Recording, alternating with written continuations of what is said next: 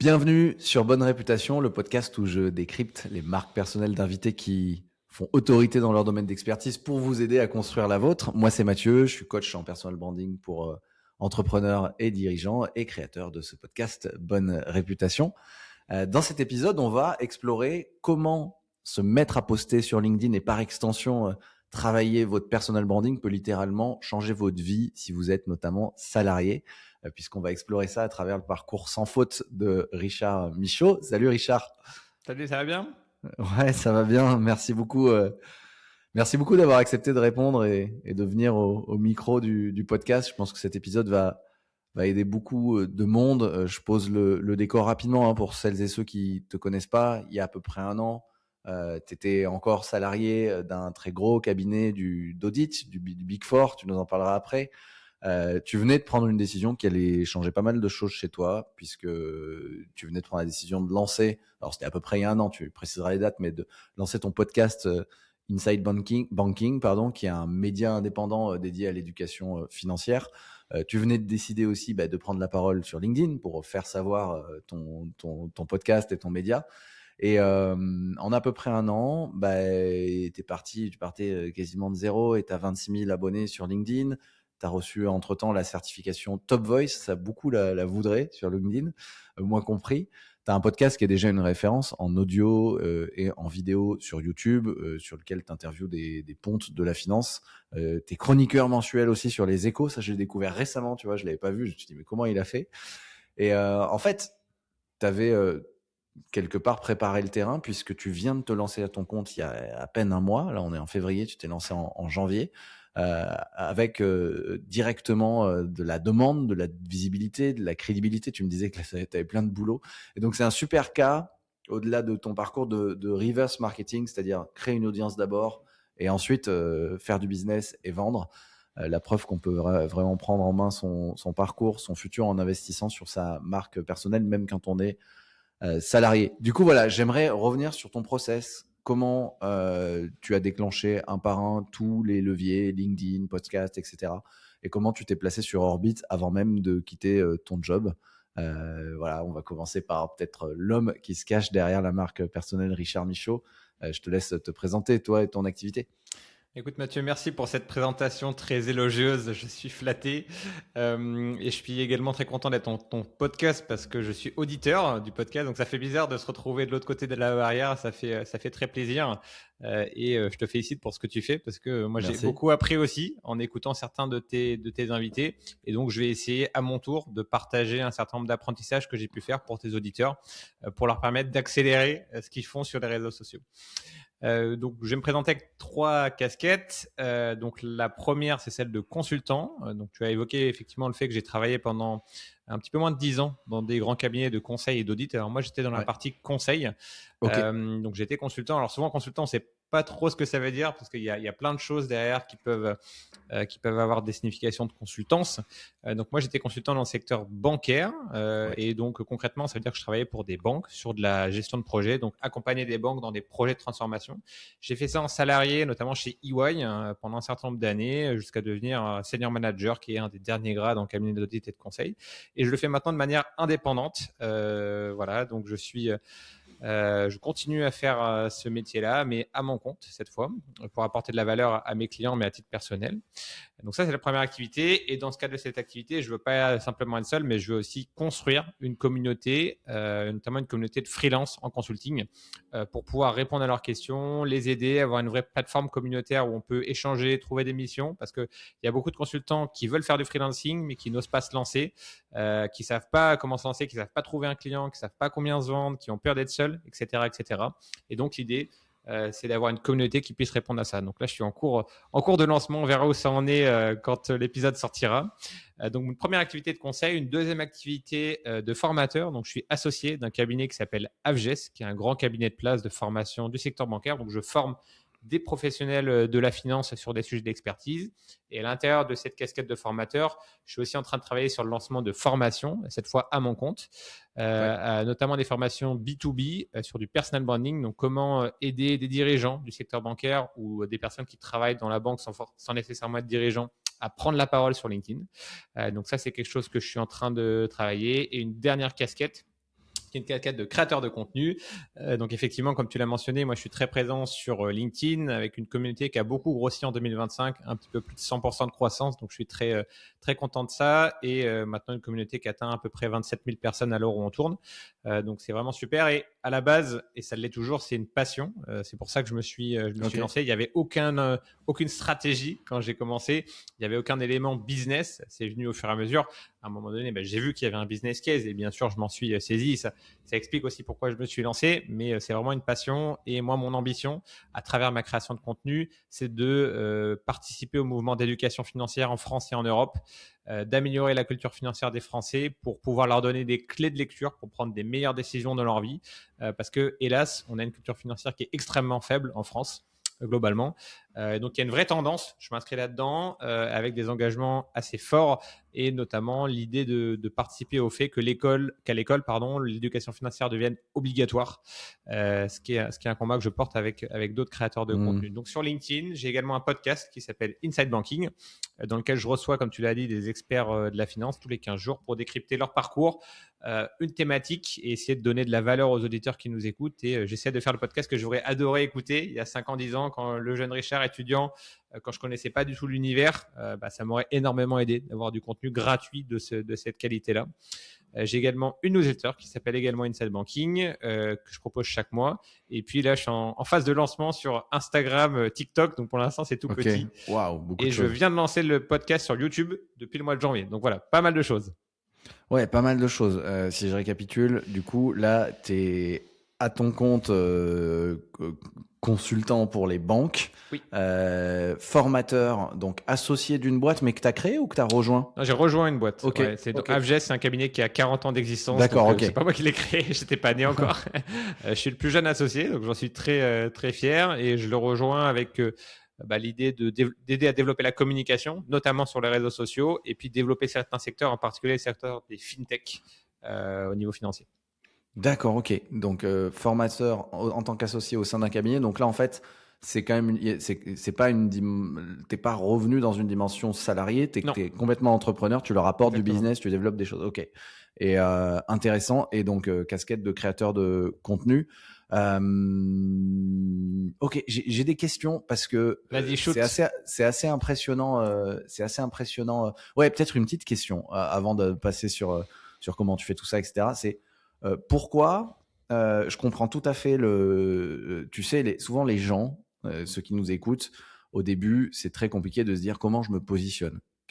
Et là, moi, j'observe qu'assez rapidement, il y a un positionnement qui est assez logique dans la continuité de ce que tu faisais. Tu vas continuer à faire ton métier à ton compte et il se trouve que tu rejoins aussi un cabinet en tant qu'associé pour à la fois, je pense, leur amener ton expertise, leur amener peut-être ton audience et les développer au niveau com. Pourquoi cette dimension aussitôt d'aider d'autres gens du secteur bancaire, par exemple, à développer leur personal branding? Ça paraît être un élément en plus, qui paraît impressionnant à ce stade, puisque tu as déjà beaucoup de boulot, quoi. Pourquoi maintenant? Pourquoi ça? Tu vois, ça, je me pose la question, parce qu'il y a toujours ce sujet de se diluer, tu vois, de diluer son effort.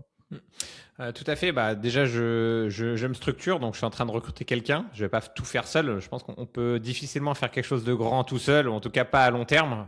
Donc, le premier élément, c'est que j'ai envie de structurer une entreprise. Alors, l'idée, c'est pas qu'on soit 450, mais en tout cas avoir une équipe autour de moi. Et effectivement, pourquoi ça? Parce que j'adore la formation en fait, donc j'adore transmettre. Donc j'aime bien le consulting, je vais continuer à faire ça et développer ça, mais j'aime bien également la formation. Et l'idée, c'est d'avoir un écosystème, c'est-à-dire que les 3 activités, consulting, formation, création de contenu, fonctionnent en réalité ensemble parce que le conseil peut amener des clients sur la formation et inversement. Je peux recevoir des clients ou des prospects de conseil dans le podcast. Donc, tu vois, tout ça est un peu entremêlé. Et typiquement, moi, j'ai eu un certain nombre de discussions parce que je travaille sur des partenariats de marque. On pourra en parler si tu veux. Moi, je suis tout à fait transparent sur ce que je fais. Je travaille avec quelques partenaires sélectionnés sur le volet et dans lesquels je crois vraiment. Et quand je mets en avant, par exemple, des solutions d'investissement, ça veut dire que moi-même, j'investis systématiquement dedans. Donc, je suis client et en général client de longue date. Et dans le cadre de ces discussions-là, on voit bien qu'il y a des ponts parce qu'avec un des clients avec lesquels j'ai parlé dans le cadre des partenariats, ils m'ont parlé de besoins de formation. Tu vois, donc tout ça en fait est un petit peu connecté. Et le but, c'est de construire un média. Inside Banking qui est gratuit pour les gens, ça c'est un point important, apporter de l'information gratuite. Après, il faut un business model derrière et qui peut derrière permettre de la visibilité, des connexions et puis amener du business sur les autres streams qui seraient la formation et le consulting. Ok, intéressant. Tu as déjà tout pensé. Hyper impressionnant. Ouais, hyper impressionnant. Est-ce qu'on peut revenir sur, faire un point sur ton audience que tu as construit quand même assez rapidement et ce qu'elle t'amène aujourd'hui pour que les gens comprennent en fait le taf que tu as fait, quel est ton retour sur investissement parce que c'est beaucoup de boulot, quoi. C'est beaucoup de boulot, c'est beaucoup de temps. Alors, en termes d'investissement d'argent, le gros avantage de LinkedIn, c'est que ça coûte rien concrètement. Alors que quand on commence à parler de podcasts, surtout de format vidéo, là, c'est tout de suite en termes de temps et d'argent des investissements, surtout si tu veux faire des choses qualitatives. Le gros avantage d'un réseau social comme LinkedIn, c'est que tu peux vraiment partir de zéro et gagner un grand nombre d'abonnés en peu de temps. Voilà.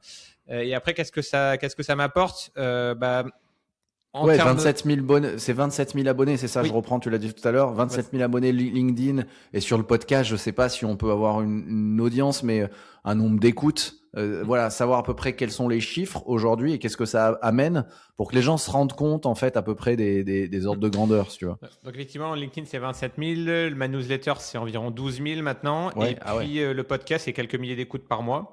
Donc voilà, ça structure comme ça et c'est en croissance assez significative.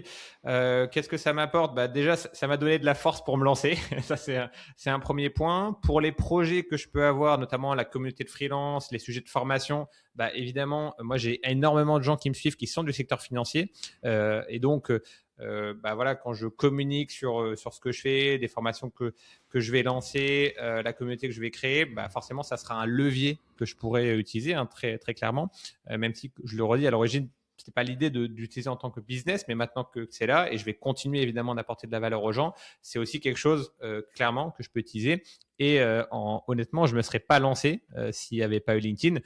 C'est vraiment grâce à LinkedIn que je me suis lancé. Donc, je suis très très reconnaissant envers ce réseau social et je compte continuer à être très présent là-dessus, même si je développe d'autres réseaux parce qu'aussi ce qui est important, je trouve, et j'en ai pris conscience il n'y a pas si longtemps, c'est que dépendre uniquement d'un algorithme, d'une plateforme, ça peut être un problème parce que si l'algorithme, on sait qu'il change, on peut suspendre ton compte pour une raison X ou Y et c'est arrivé à des gros créateurs. Et donc, c'est important d'avoir à la fois d'autres réseaux sociaux pour pas dépendre que d'un seul quand c'est un levier business et puis aussi d'avoir de l'audience propriétaire. C'est notamment pour ça que j'ai développé une newsletter.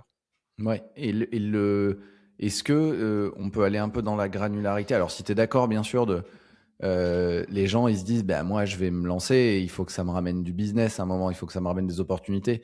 Est-ce que toi, tu as à peu près des chiffres ou des ordres de grandeur à partager de l'effort sur LinkedIn et les 27 000 abonnés? Qu'est-ce que ça t'amène comme leads ou opportunités entrantes? La newsletter, et si tu as la lisibilité d'ailleurs, et de savoir à peu près. Pour l'instant, j'ai que des offres B2B. Donc, il n'y a pas, tu vois, je l'utilise pas exactement comme ça. Donc, c'est difficile à calculer précisément. Même si, j'ai lancé une offre de coaching là, mais qui est très limitée dans le temps où j'ai ouvert quelques créneaux de coaching, notamment sur du personal branding et sur de l'investissement. Mais c'est principalement du B2B. Donc, j'ai beaucoup de connexions, j'ai eu beaucoup d'échanges avec des gens. Après, tu vois, je vends pas à des clientèles particuliers pour l'instant. Donc, il n'y a pas de lead en ce sens-là. Par contre, je parlais de lead B2B. Enfin, souvent sur LinkedIn, on a des opportunités B2B. C'est vrai. Tu as bien fait faire la différence. Sur les partenariats, effectivement, notamment depuis que j'ai lancé le podcast, il y a eu une très forte accélération depuis que j'ai lancé le podcast. J'ai un grand nombre d'entreprises qui me contactent pour des partenariats. Je sais pas, toutes les semaines, j'ai 2-3 boîtes qui me contactent. Après, moi, je suis très sélectif, comme je te le disais, parce que je pense que c'est important quand tu fais des partenariats, déjà d'être vraiment convaincu par la solution, d'être utilisateur de cette solution. Et moi, ce que je dis, c'est que je peux le recommander à mon meilleur pote. C'est-à-dire que si je suis à un dîner de famille, je serai à l'aise à en parler. Si je suis avec mes meilleurs potes, je serai à l'aise à en parler. Et s'ils deviennent vraiment clients, j'aurai aucune difficulté. Donc voilà, mais effectivement, quelques demandes par semaine. Et ce qui est important, mais tu le sais, c'est que sans solliciter, c'est ça qui est fort, c'est d'inverser finalement la relation et que ce soit les entreprises qui deviennent demandeurs et non toi qui vas les chercher. Et aujourd'hui, ça t'amène déjà des clients bancaires, c'est-à-dire sur Oui, ton métier de base? Ouais, d'accord. tout à Donc, fait. ça t'a amené aussi des opportunités. Alors, je sais pas quel modèle tu as. Tu peut-être pas besoin d'avoir 36 clients, en fait. Non. Une fois que tu as chopé une ou deux missions, c'est des missions C'est ça. longues, C'est des j'imagine. missions Ok. longues à full time, donc c'est pour Ok. ça, tu vois, et plutôt à long terme. Donc, t'as pas besoin effectivement de générer des centaines de demandes. Ok, non mais c'est super pour des gens qui voudraient se lancer de se dire qu'en fait en ayant quand même construit une audience, tu inverses la relation, tu as de l'entrant et du coup tu as le choix de pour qui tu vas travailler quelque part. Et en plus, si c'est sur un modèle de mission long terme, t'es quand même plutôt vite à l'abri. Enfin, il faut pas avoir beaucoup d'opportunités pour. Donc merci pour ça. Et je voulais revenir. Moi, j'avais une question sur tu as dit pourquoi tu t'étais lancé. Dit, ben, moi, je veux partager, j'adore la création de contenu, c'est une passion. Mais il y a se lancer et se lancer. C'est-à-dire, fondamentalement, pourquoi tu as décidé de te lancer à ce moment-là, il y a à peu près un an et quelques mois, Inside Banking. Pourquoi, en tant que salarié, tu te dis à un moment, je vais créer mon podcast, alors sachant que tu n'avais pas encore de plan, fait de plan sur la comète, et qu'en plus, c'est quand même difficile, ça prend du temps. Et des podcasts finance, il y en a quand même. Il y a la martingale On de m'a pas Mathieu attendu, Stéphanie. effectivement. Ouais, voilà. Ben, j'avais reçu Charles Elias Farah qui a son podcast Le Grand Bain. Je me dis, mais attends, il y a une Finary de Mounir Lagoon. concurrence. C'est ça. Il y a une grosse concurrence. Il y a déjà des podcasts. T'es salarié, t'as pas encore de projet. Euh, Pourquoi, tu vois, j'ai envie de demander quand même. Écoute, peut-être l'inconscience, je ne sais pas. Mhm. Non, plus sérieusement, en fait, moi, de la manière dont je travaille, parce que je l'ai conçu comme un projet professionnel, et c'est important, je travaille de manière séquentielle. C'est-à-dire que je vais pas lancer tout d'un coup. Et j'ai d'ailleurs déjà entendu dans ton podcast, toi le dire ou tes invités à toi, il faut éviter de se comparer avec des gens qui ont lancé plein de trucs et qui sont à un stade 10 alors que toi, tu es au début. Et donc, évidemment, j'ai pas lancé LinkedIn, Insta, YouTube, podcast, newsletter en même temps, parce que sinon, ça n'aurait jamais fonctionné. Donc, j'ai vraiment fonctionné de manière séquentielle. J'ai commencé sur LinkedIn, sans aucune stratégie. Ok. Ça me plaisait, j'ai vu que ça fonctionnait. J'ai commencé à structurer une stratégie. J'ai testé plein de choses, des formats, des sujets, etc. Et j'ai vu ce qui fonctionnait, ce qui fonctionnait pas. J'ai enlevé ce qui fonctionnait pas, j'ai gardé ce qui fonctionnait. Une fois que j'avais LinkedIn, j'ai lancé la newsletter. J'ai fait de la même manière. J'ai commencé sur la newsletter que sur LinkedIn. J'ai vu que c'était pas suffisant. J'ai lancé ma propre newsletter. Une fois que j'ai eu ça et que ça tournait, que j'avais mis en place des process pour gérer ça et cadrer en termes de temps, et on pourra y revenir. Là, je me suis dit, bah, moi, je suis fan de podcasts. J'adore les podcasts. J'en écoute tout le temps. Ok. Dès que je prends le métro, j'écoute un podcast. Dès que je vais courir, j'écoute un podcast. J'ai envie de lancer un podcast. Est-ce que ça a fonctionné? Je ne sais pas. Mais je vais lancer et si ça marche, super. Si ça marche pas, bah, c'est pas grave, j'aurais tenté et en le faisant, j'aurais appris plein de trucs. Et c'est comme ça que je me suis lancé réellement. Et donc, j'ai réfléchi à un concept, j'ai réfléchi à une marque, j'ai lancé et au démarrage, j'avais pas mal de craintes parce que je me disais, bah, je lance un podcast qui va vouloir venir dedans. Tu vois, quand tu pars de zéro, c'est Ouais. ça qui est difficile. Tu n'as ni marque, tu n'as ni tu vois, j'avais quand même LinkedIn, donc j'avais quand même quelque chose. Mais je contacte des gens qui me connaissent pas, ni Dev ni d'Adam. Ils voient juste que j'ai 10 000 abonnés sur LinkedIn à l'époque. Et puis, je leur dis, viens dans mon podcast qui n'existe pas. Bon. Et au final, bah, ça a fonctionné. Alors, j'ai fait au début avec des créateurs de contenu, parce que c'était plus simple pour moi Ouais. d'attirer des créateurs de contenu, ce qui m'a permis d'avoir un premier stock, entre guillemets, d'épisodes, et qui en plus c'était des bons épisodes. Hein. Et puis ensuite, bah, fort de cette crédibilité-là, j'ai pu avancer. Aujourd'hui, je reçois des dirigeants du secteur bancaire. Et là, sans trop spoiler, je vais recevoir des très hauts dirigeants, Ok. des patrons des principales grandes banques françaises, par exemple. Voilà. Et très clairement, il y a un an, tu m'aurais dit ça, j'aurais dit, mais ça n'arrivera jamais ou ça arrivera dans 10 ans. Donc, c'est allé extrêmement vite. Et ça, c'est un message aussi que je veux dire, c'est parfois on se dit on n'avance pas assez vite ou on repousse ses projets. En fait, la meilleure manière, c'est d'y aller. En fait, c'est d'y aller, de voir ce qui se passe. Et parfois, vous allez être surpris. Il y a des choses qui vont arriver, il y a une dynamique qui va se créer. Et surtout avec des sujets de médias, LinkedIn, un podcast, et tu le sais, quand tu reçois des gens, tu rencontres des personnes qui peuvent te mettre en contact avec d'autres personnes. Bien sûr. Et après, ça peut aller, c'est exponentiel, en fait, ce que tu peux faire. Le podcast, c'est avant tout un levier de réseau, moi, je trouve. En fait, ça te permet de passer 1 heure avec des gens avec qui tu n'aurais peut-être pas échangé. Exactement. Et en fait, c'est avant de se dire ça va me faire plein de visibilité, etc. Ça fait du réseau. Et je l'ai aussi fait pour ça, pour rencontrer des gens auxquels j'aurais pas eu accès. Tu vois, là, j'ai reçu, au bout de 6 mois de mon podcast, en juin 2025, j'ai reçu Daniel Ball, qui est le président du Crédit Mutuel. Très clairement, je n'aurais jamais pu lui parler sans le podcast. Qu'est-ce qui a fait que tu as réussi à recevoir des gens comme ça? Tu t'as mis en place de la prospection? Enfin, tu vois, tu fais comment? Alors effectivement, donc au début, c'est moi qui contactais les personnes. Alors je le fais toujours pour certains invités, mais aussi maintenant j'ai beaucoup d'invités qui me contactent, mais très clairement, en l'occurrence Daniel Ball, c'est moi qui l'ai contacté, hein, c'est pas lui qui m'a contacté. Ouais. Mais après, voilà, bah écoute, je contacte les gens sur LinkedIn, hein, sincèrement, il n'y a pas de, il y a pas de secret. Après, moi, ce que je recommande là-dessus, c'est j'évite d'envoyer des messages standardisés à 400 personnes. Je préfère envoyer quelques messages personnalisés. Et par exemple, pour Daniel Ball, moi, j'avais déjà travaillé au Crédit Mutuel dans le cadre de mon travail de consultant. Je connais l'ADN du Crédit Mutuel, je sais ce qu'ils font. Et donc, je lui ai envoyé un message qui parlait de ma vision du Crédit Mutuel, ce dont je voulais parler avec lui, ce que je comprenais, les sujets que voilà, je voulais évoquer. Et il m'a répondu. Sur LinkedIn, ouais, directement à lui, quoi. Exactement. Donc voilà. Après, il y a des gens que je peux connaître par ailleurs, mais il y a pas mal de gens qui sont passés dans le podcast que je ne connaissais pas du tout. Et pourquoi je me suis lancé je t'ai dit, moi, je me suis mis dans une posture aussi d'apprenant. Je me disais, même si ça fait pas beaucoup d'écoute, moi, je vais apprendre énormément dans tous les cas.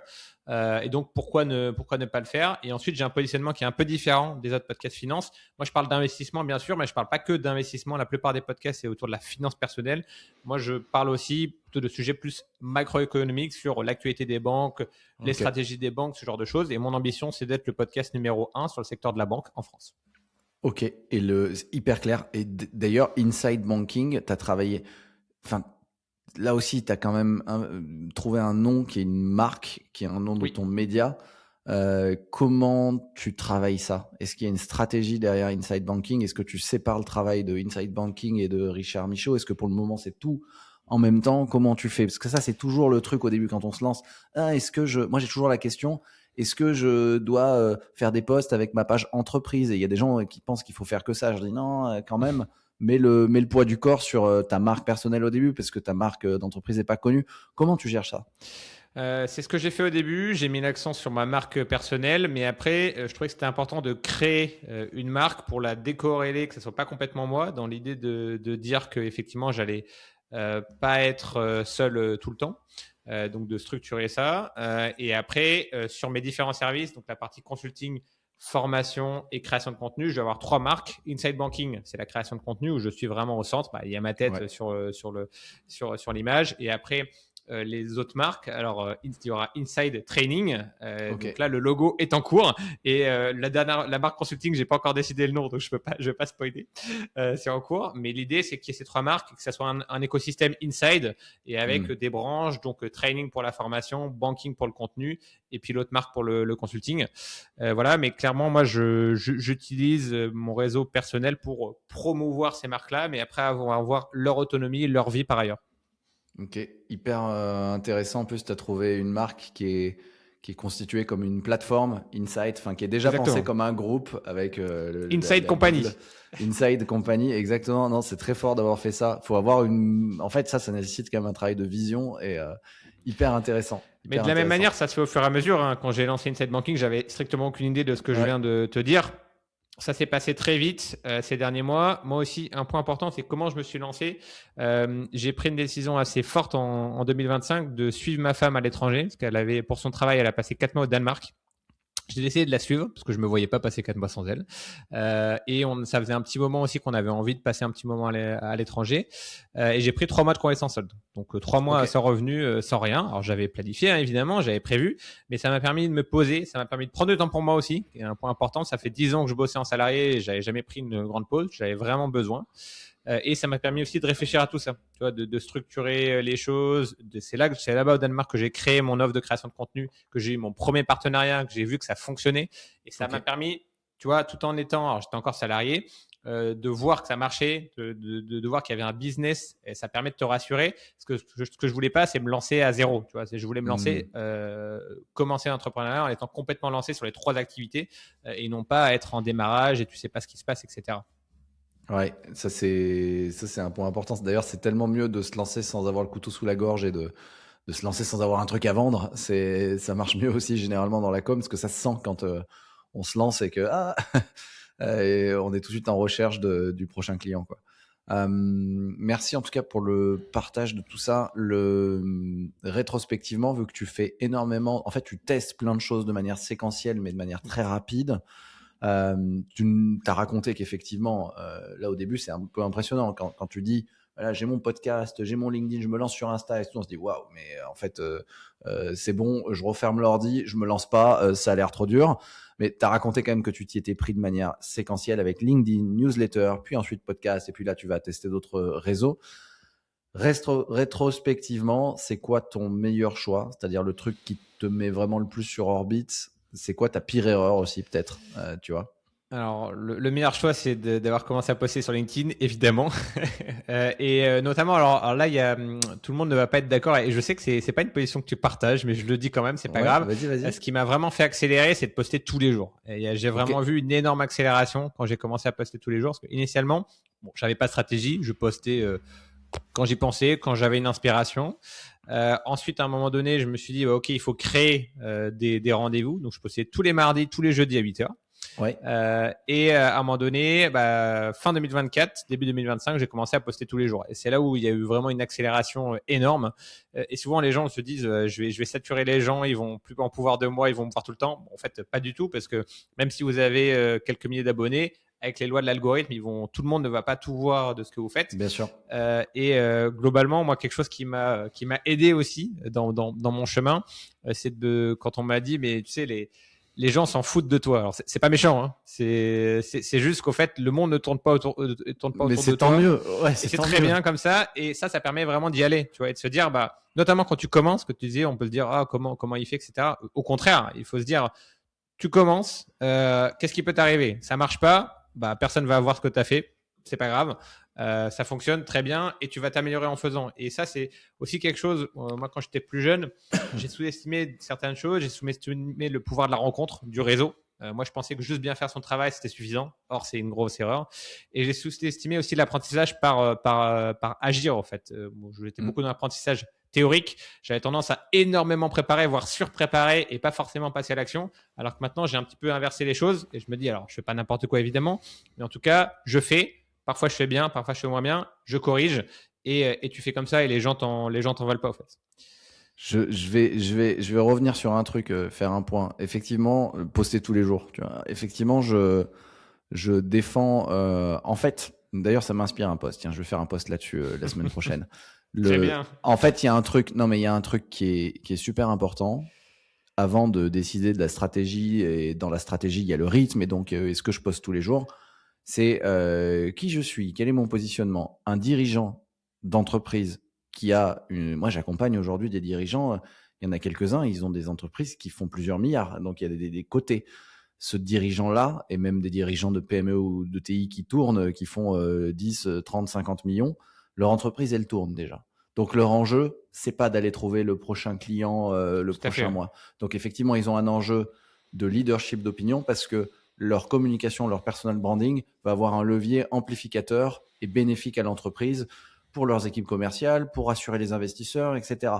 Eux, limite, s'ils prennent trop la parole, ils risquent de dire une connerie qui va même se retourner contre l'entreprise. Donc en fait, des dirigeants n'ont pas intérêt enfin, ça n'a pas de sens il peut y avoir un sens sur une campagne, sur un truc, mais sur un moment clé, mais ça n'a pas de sens de poster tous les jours pour un dirigeant. Ça peut avoir du sens, mais ça n'a pas de sens que ce soit une stratégie par défaut, en tout cas.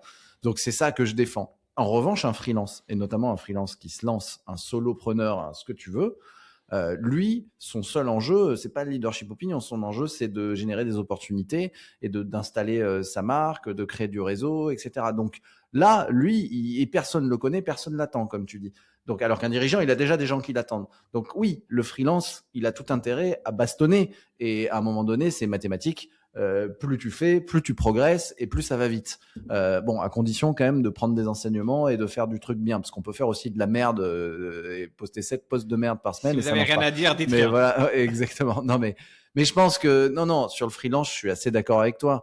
Il y a un moment, il faut y aller et plus tu y vas vite, plus tu apprends et plus tu crées du mouvement brownien, enfin quelque chose qui t'envoie des messages à l'univers, plus ça te revient d'une manière ou d'une autre. Donc, je suis assez d'accord pour un freelance. Et surtout quand on se lance et surtout au début, si tu as beaucoup de temps, peu de clients, paye avec investis ton temps, quoi.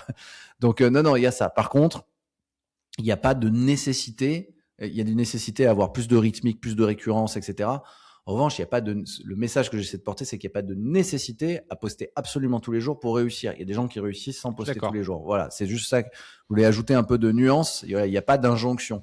En revanche, moi, du coup, ça m'intéresse de savoir pourquoi tu postes tous les jours aujourd'hui, alors que tu me dis que tu as déjà beaucoup d'opportunités, du média, que tu as déjà du taf. Et qu'est-ce que ça te coûte en investissement en temps, en orga? Enfin, je suis curieux de comprendre. Et pour les gens aussi, c'est intéressant. Pourquoi? Parce que c'est ma passion, déjà. Okay. Voilà, ça c'est le premier élément de réponse. Après, en termes de temps, donc moi je batch beaucoup mes contenus. Okay. Alors ce qui a un défaut, c'est que c'est plus difficile de réagir à l'actualité brûlante, ou parfois je loupe entre guillemets certains posts où je sais que ça aurait fonctionné, mais c'est pas grave, c'est mon organisation. Genre donc, une semaine, elle est prévue la semaine d'avant? Comment tu fais? Voire 2, ça dépend. Okay. J'essaie d'avoir le plus d'avance possible, mais c'est pas toujours facile. Tu postes tous les jours, c'est-à-dire même samedi et dimanche? 7 posts par semaine? 5 et parfois le samedi, okay. Ça dépend. Okay. Mais globalement, en fait, le point, c'est que tu vois, je poste tous les jours, mais c'est plus une conséquence de l'inspiration que j'ai qu'une obligation. Si un jour j'ai rien à dire, bah je dirai rien.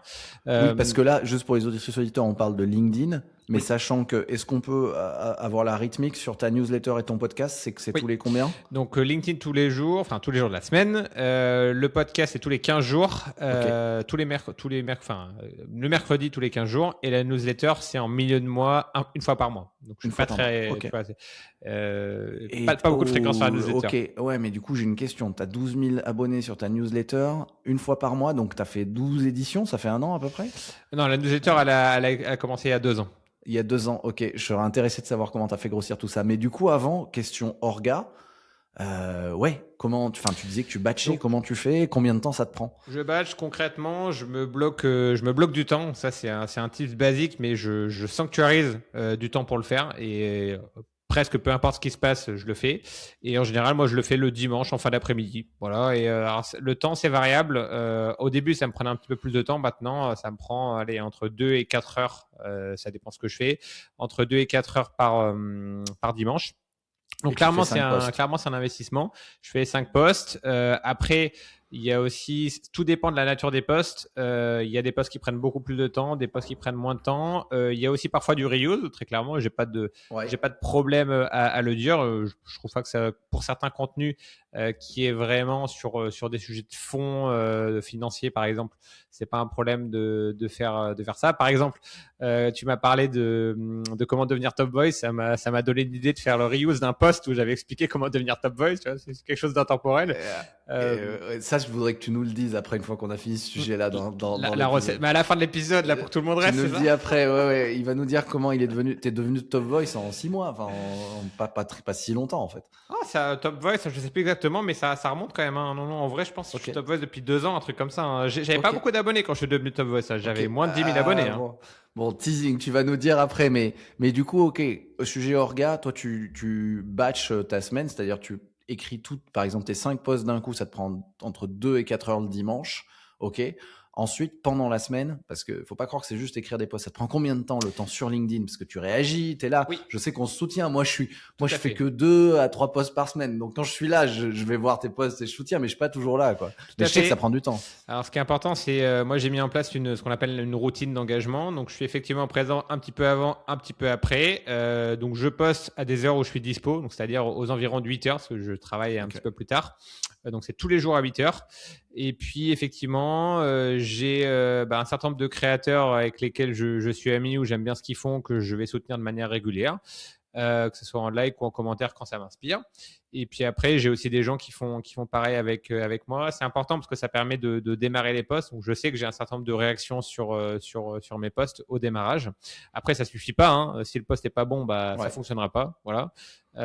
Mais je fais ça de manière régulière. J'ai pas d'accord entre guillemets avec les gens. C'est plus tacite, ou de rebondir sur du contenu que j'aime bien, et ça me permet aussi le fait de soutenir leur contenu, je le vois du coup, et comme c'est des gens qui font des choses intéressantes, je le fais, et donc j'ai vraiment ça en place. Après, pour être honnête, il y a des jours où pour X ou Y raison, j'ai pas pu le faire. Et en général, les posts fonctionnent quand même. Donc ouais, ils sont programmés. En fait, tes posts, ils sont programmés. Je ne fais rien en semaine en termes de publication. Tout est programmé. Mais tu es là pendant quand même 1 heure quasiment. Enfin, le matin, tu fais ta routine d'engagement. Ouais, plutôt une demi-heure, mais oui, okay. tout à fait. Et après, je reviens régulièrement dans la journée. Alors, on est tous accro à notre portable. Malheureusement, j'y vais trop. J'ai pas envie de regarder mes stats là parce que ça va me faire peur. Mais oui, je suis quand même effectivement très présent.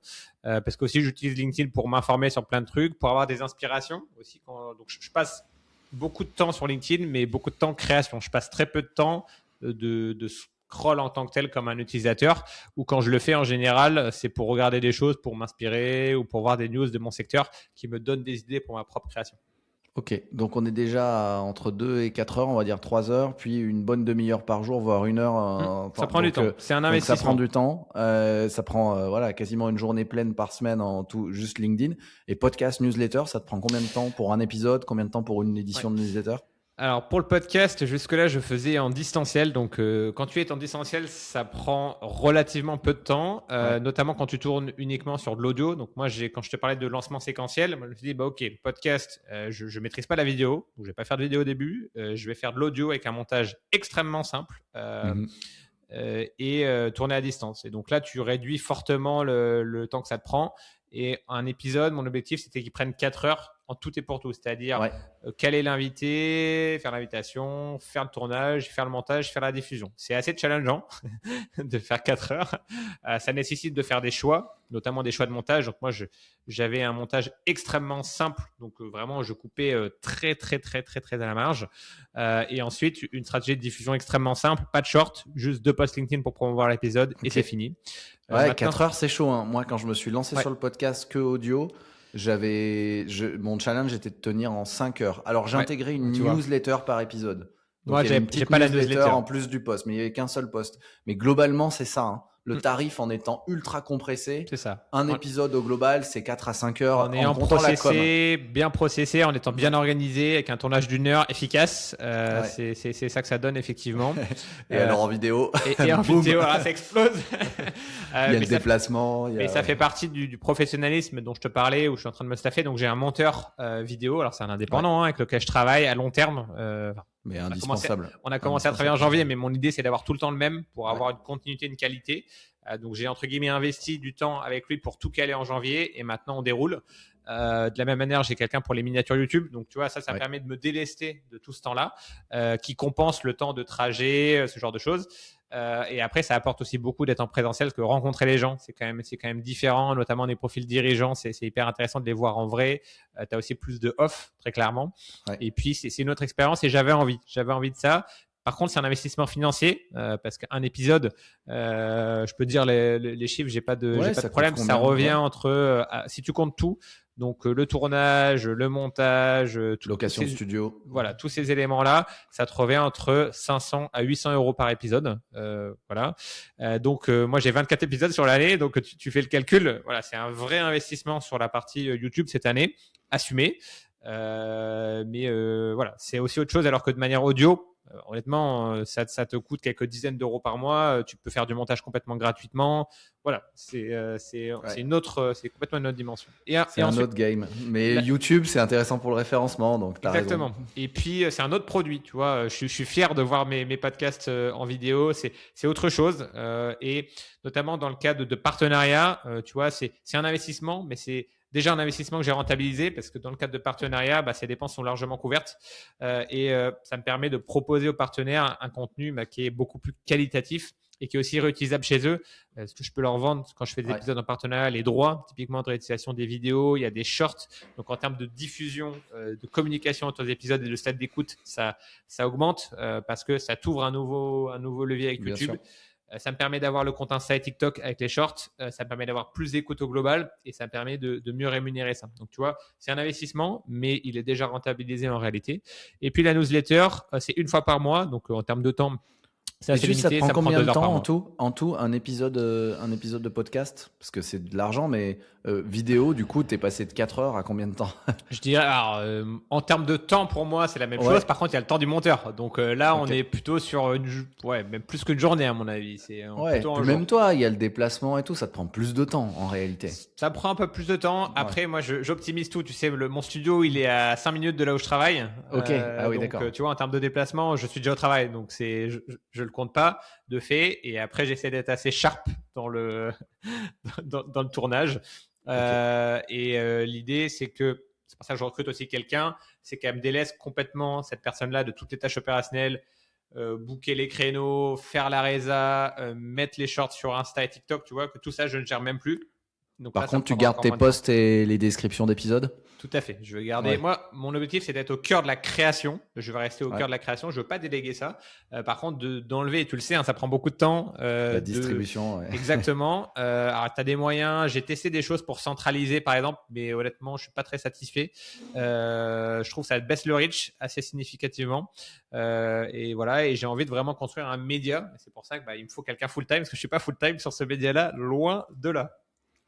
Et oui, et newsletter, tu disais 2 heures pour une Voilà, newsletter. 2-3 heures. Honnêtement, c'est pas très compliqué parce que c'est une newsletter d'actualité et comme je poste sur l'actualité pendant le mois, en fait, je réutilise Ok. 90% de ce qui est posté en toute transparence. C'est de la réutilisation, repackaging de contenu. Et encore une fois, ça fait écho à ce que je dis sur les algorithmes. Il n'y a aucun de mes abonnés qui voit tous mes contenus ou très peu. Et donc, il y a toujours des gens, même s'il y a une partie des choses qu'ils ont déjà vues sur 10, en fait, la plupart du contenu, ils l'ont pas vu. 12 000 abonnés sur une newsletter, donc 12 000 gens qui ont laissé leur adresse email en 2 ans, c'est monstrueux sur une newsletter experte. Comment tu as fait pour faire croître ton nombre d'abonnés de newsletter? Ouais. Alors au début, je l'ai lancé sur LinkedIn, ce qui m'a permis d'avoir beaucoup d'abonnés plus facilement parce qu'il n'y a pas de sujet de mail. Et puis après, j'ai fait une migration où j'ai annoncé que, par rapport à ce que je te disais sur le fait d'être propriétaire, j'ai annoncé que ça basculait. Et donc voilà, j'ai annoncé ça. Et puis après, je la promeux régulièrement pendant très longtemps. Elle était en lien sur mon profil LinkedIn. Donc tous les gens qui venaient Ouais. sur mon profil LinkedIn, c'était le seul lien qu'il y avait. Et donc, ça m'a permis de faire grossir ça. Et après, je pense qu'il y a aussi beaucoup de recommandations de gens qui sont intéressés, qui disent à d'autres personnes de s'intéresser. Et c'est ça, hein, le vrai hack, à mon avis, c'est de faire du contenu de qualité qui font que les gens restent, les gens qui sont là, ils restent. Et puis, ils Ouais. recommandent à des proches. Et c'est comme pour le podcast. Hein, c'est ça le gros levier, à mon avis. T'as pas mis de stratégie payante ou de croissance Non, spécifique sur ta newsletter? alors je me lance sur Instagram et je me rends compte que il y a beaucoup de gens qui font des posts sponsorisés. D'ailleurs, j'ai vu que c'est arrivé sur LinkedIn et j'ai été très déçu. Ouais. Pour l'instant, non, mais je suis pas fermé, notamment dans le cadre de partenariats à mettre en place ça. J'ai commencé, voilà, hier, j'ai fait sur un short sur Instagram pour voir ce que ça donne. Ok. J'ai pas encore les chiffres, mais je vois qu'il y a beaucoup de contenu poussé et je pense que c'est beaucoup plus difficile de percer sur Insta sans le faire. Bon, Ouais. voilà. Sur LinkedIn, je sais pas toi si tu as un recul, j'en vois pas encore beaucoup. Très sincèrement, je l'ai pas du tout fait, je compte pas le faire. Non, sur LinkedIn, j'ai pas de recul sur les posts sponsors. Je pense que oui, ça va prendre de plus en plus de place. Mais de toute manière, je vois que les posts sponsors, il y en a qui. En fait, il faut quand même avoir un vrai post quali à la base. Il faut pousser un post quali. Donc, en fait, on peut pas faire l'économie d'avoir. Ça reste les posts sponsors qui marchent sur LinkedIn. C'est pas les posts sponsors entreprise machin. C'est les posts user generated content quoi. Et donc, faut miser sur un bon contenu d'une bonne personne. Et donc, on fait pas l'économie du créateur et de la création. Je suis d'accord. Moi, c'est ma stratégie. Au-delà du format, de la fréquence, etc. Moi, ce que j'essaie de faire, c'est du contenu intéressant pour les gens, au final. Et si ça l'est, peut-être votre format, votre visuel n'est pas optimisé, mais ça fonctionnera dans tous les cas. Et après, dans un second temps, vous pouvez tester différents formats pour voir.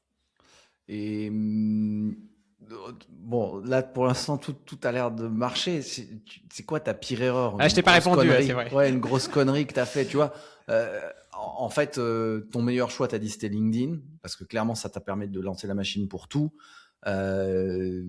Ouais, pire connerie, ou rétrospectivement, pas connerie, mais les trucs, pour le temps et l'argent que ça t'a... En fait, non, t'aurais mieux fait t'aurais pu gagner du temps, quoi.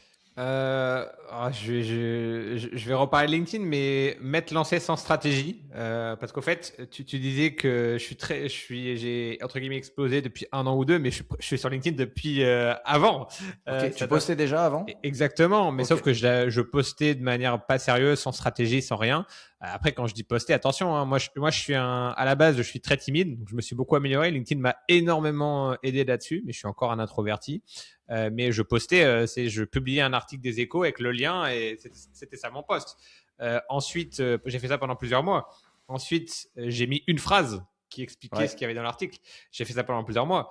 Ensuite, j'ai mis 1 ou 2 paragraphes qui expliquaient ce qu'il y avait dans l'article. J'ai fait ça pendant plusieurs mois. Donc, tu vois, j'ai avancé, mais de manière pas très structurée, sans vraie stratégie. Donc, ça, c'est la plus grosse erreur que j'ai fait parce qu'à partir du moment où j'ai commencé à avoir une vraie ligne éditoriale, c'est là où ça a décollé.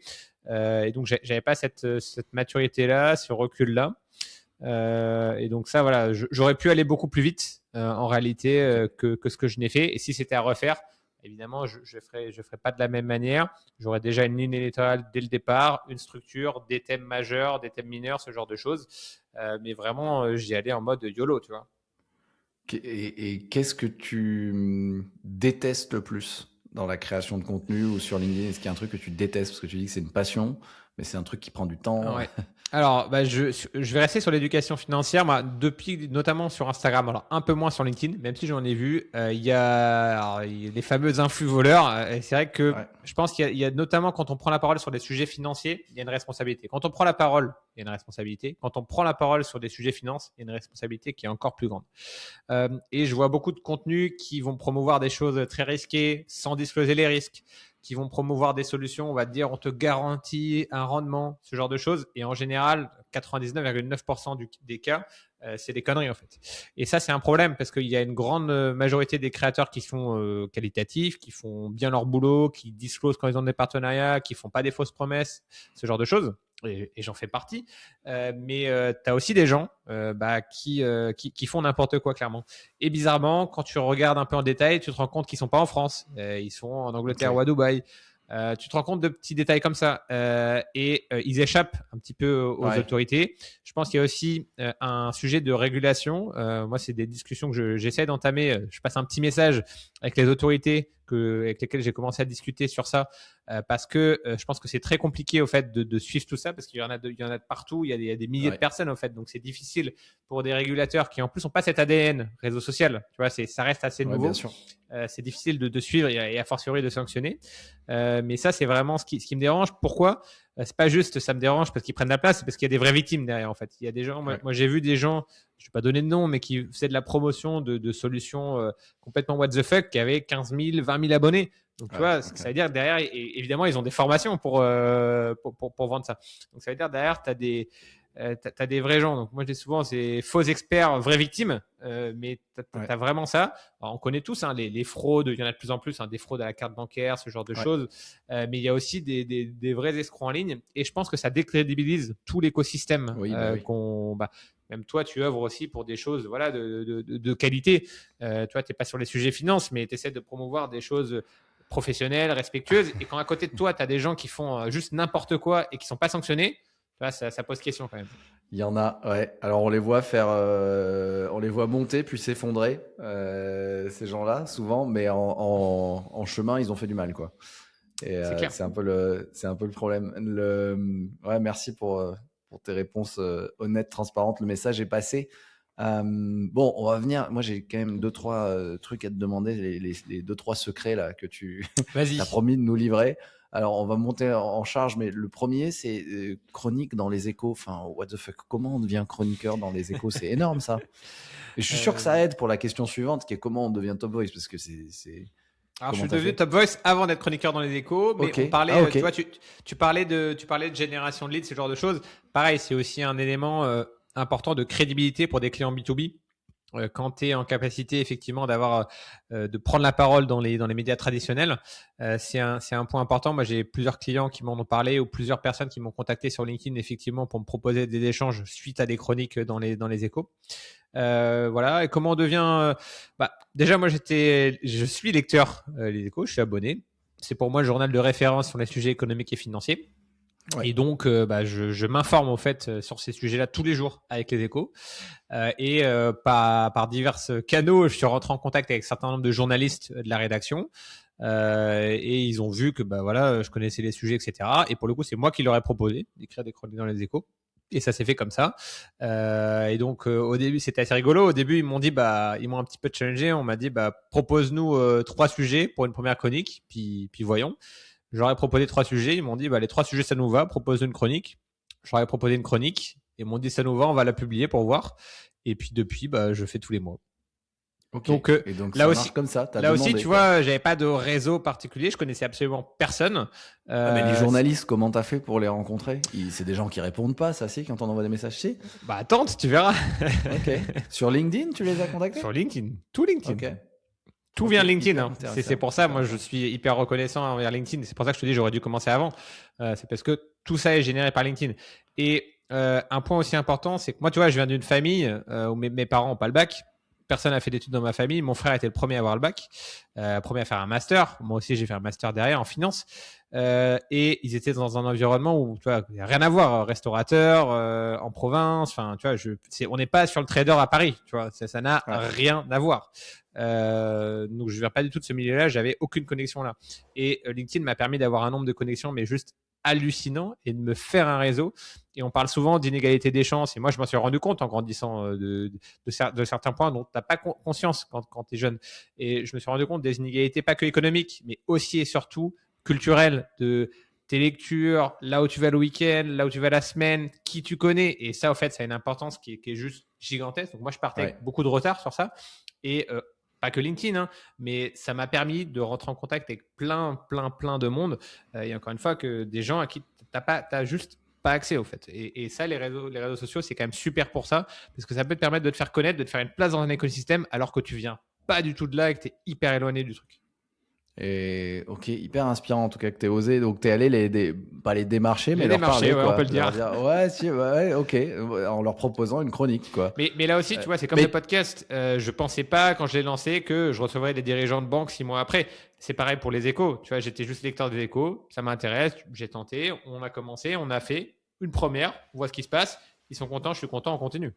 Et comment ça marche? Ça, c'est un échange de bons procédés. C'est pas rémunéré. C'est pas rémunéré. C'est pas rémunéré. Okay. Ça fait partie de. Tu vois, je te disais, la création de contenu, c'est ma passion. J'adore écrire des articles.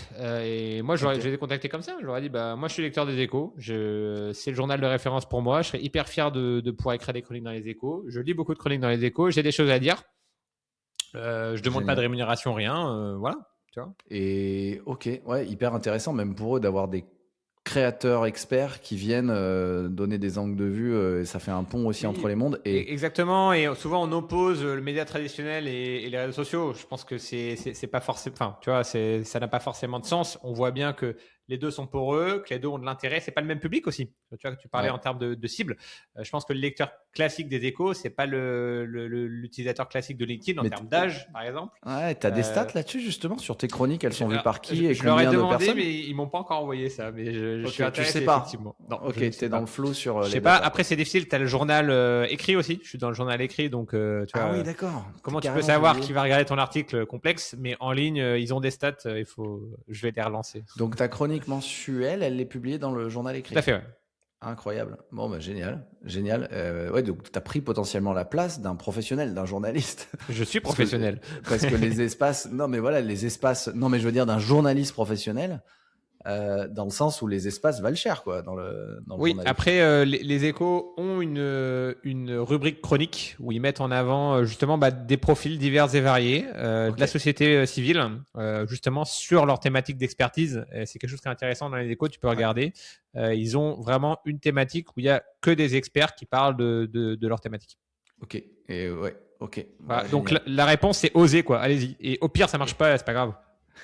Et Top Voice, alors, t'as fait comment? T'es allé démarcher les gens de LinkedIn? Alors, pas du tout. Alors, l'histoire de Top Voice est extrêmement marrante. Un jour, je reçois un mail de LinkedIn. Et moi, je suis très vigilant. Je travaille dans le secteur bancaire. Je sais qu'il y a beaucoup de fraude. Donc, je suis très vigilant quand je reçois des mails, ce genre de choses. Je regarde, quand c'est des gens que je connais pas, je regarde l'expéditeur. Ouais. Et je reçois un mail de LinkedIn qui me dit vous allez être nominé Top Voice. Et je te jure, je me suis dit c'est pas possible. Il y a une erreur. Ils ont dû se tromper. C'est une fraude ou un truc. Donc, je regarde le mail et je vois que ça a l'air d'être legit. Tu vois, je me dis, c'est bizarre. Donc, je commence à regarder. Et en gros, ils m'ont dit, voilà, on a détecté votre profil pour la prochaine sélection de Top Voice Finance. On vous propose vous. Est-ce que vous êtes d'accord? Si oui, il faut nous envoyer une photo et un petit wording, un truc comme ça. Et donc ça s'est fait comme ça. Et en fait après, donc je suis rentré en contact effectivement avec eux et sans révéler des grands secrets, ce qu'ils m'ont expliqué, c'est qu'au fait LinkedIn, c'est pas juste une plateforme de réseau social. Tu as des journalistes d'ailleurs. Et d'ailleurs, on le voit dans les actus LinkedIn qui sont poussés, ce genre de choses. Tu as des journalistes et ces journalistes-là, ils sont sectorisés. Donc, en l'occurrence, tu en avais un qui était sur le secteur finance et sport, issu de ces secteurs-là. Et ils suivent donc toute l'actualité du secteur et par définition, ils rencontrent un certain nombre de créateurs parce qu'ils voient pour les mises en avant. Et donc, comme ils m'ont vu souvent, ils ont eu mon profil et ils aimaient bien ce que je faisais dans la sélection et ils m'ont mis. Donc, il n'y a absolument rien à faire. Pour le coup, ça ne sert à rien de les contacter. Enfin, vous pouvez, mais ce n'est pas comme ça que ça marche. C'est vraiment eux qui identifient les profils. Et la particularité de LinkedIn, c'est que ce n'est pas un sujet nécessairement d'être connu. C'est-à-dire, bien sûr, ça t'aide. Par exemple, j'ai vu qu'il y avait une polémique sur Léa Salamé. Moi, honnêtement, je m'en fiche un peu parce qu'elle a été mise Top Voice alors qu'elle n'avait jamais posté sur LinkedIn. Elle avait fait un post LinkedIn. Voilà. Mais tu as aussi des gens. Moi, dans la promotion où j'avais été, il y avait une personne, je crois, qui avait 2000 ou 3000 abonnés. Hein, tu vois, donc, c'est pas le sujet. Leur sujet, c'est vraiment la qualité du contenu, la différenciation, justement. Est-ce que tu as un profil un peu unique ou est-ce que tu postes ce que 100 personnes, au fait, postent également? Et typiquement, un créateur sur le secteur bancaire, il n'y en avait pas beaucoup. Il n'y en a toujours pas beaucoup d'ailleurs. Et donc, c'est ça. Donc, c'est quelqu'un qui est là dans la durée. Donc, ils vont regarder que ce n'est pas quelqu'un qui vient de débarquer, sauf pour les stars. Mais tu n'as pas besoin d'être connu, tu n'as pas besoin d'avoir beaucoup d'abonnés. Et ça te tombe un peu dessus. Après, pour aussi démystifier un peu le truc, j'ai strictement aucun avantage algorithmique, donc ça ne te permet absolument pas de pousser tes posts. Ça, c'est complètement faux. J'ai vu passer, c'est faux. J'aimerais bien, hein, mais c'est faux. C'est pas garanti. Tous les 6 mois, c'est revu. Donc potentiellement, je peux le perdre. Si tu arrêtes de poster, par exemple, tu peux le perdre. Voilà, mais donc c'est une petite fierté, on va dire. Et puis t'as l'abonnement premium gratuit aussi, ça c'est quand même très cool. Donc voilà. Mais voilà, mais après ça fait partie aussi. Donc on parlait de génération de leads, de B2C, B2B, etc. Notamment quand tu es B2B, tu as un gros enjeu de crédibilité quand tu vas avoir des discussions avec des entreprises. Et donc c'est des petits éléments, hein, mais c'est tout un tas d'éléments. Avoir un podcast, être sur YouTube, être Top Voice, être chroniqueur dans l'Écho, tu vois, c'est des marqueurs. On parle souvent t'as des red flags quand tu regardes des produits d'investissement.